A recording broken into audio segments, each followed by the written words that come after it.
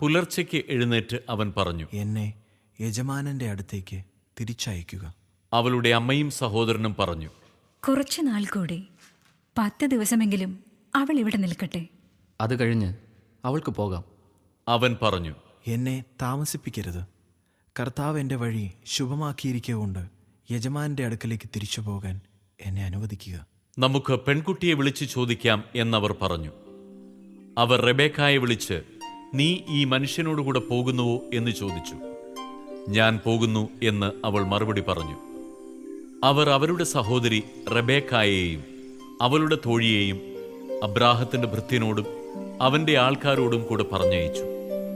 അവർ അവളെ ആശീർവദിച്ചു പറഞ്ഞു, നീ ഞങ്ങളുടെ സഹോദരിയാണ്. നീ ആയിരങ്ങളുടെയും 10,000-ങ്ങളുടെയും അമ്മയായി തീരുക. തങ്ങളെ വെറുക്കുന്നവരുടെ വാതിലുകൾ നിന്റെ സന്തതികൾ പിടിച്ചെടുക്കട്ടെ. റെബേക്കായും തോഴിമാരും ഒട്ടകപ്പുറത്ത് കയറി അവനെ അനുഗമിച്ചു.